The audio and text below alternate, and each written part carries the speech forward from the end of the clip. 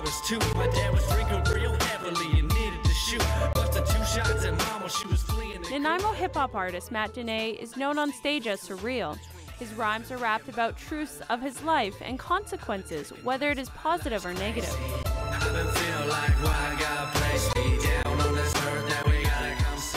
It's my method of expression, it's my therapy, it's how I get everything off my chest. It's how I've learned to deal with the traumatic events that have happened to me in my life, is kind of unpack them through music. And there's been a lot to unpack. Matt grew up in poverty and was surrounded by addiction. Matt's older brother Nick was his inspiration to live a better life through his music. He was my biggest fan. He used to, tell everyone, come to the shows, make sure you're listening. Now get your mind right. When Nick died by suicide at 27, Matt's world stopped.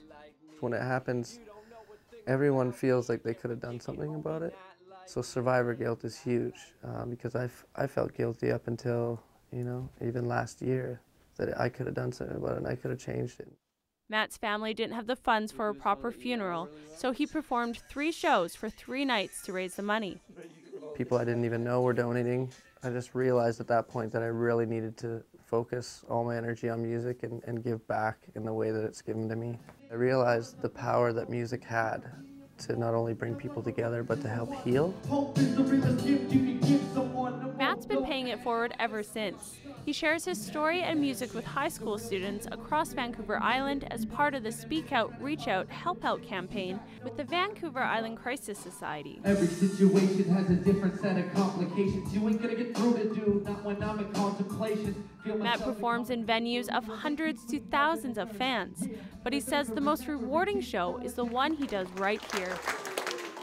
I seem to connect with them based on the fact that they like my music, and then that kind of gives me a doorway to find out a little bit more about them and ask them about what may be going on for them, and then it's also causing a ripple effect. The kids are now reaching out to each other. It's really hard for me to go on throughout that day and throughout the rest of grade 9 knowing that Matt's actually added that connection piece, that that relational engagement where kids are actually, they look at him and they say, oh, wow, if he can do it, we can do it. Just a canvas bag from Superstore with a bunch of rocks in it.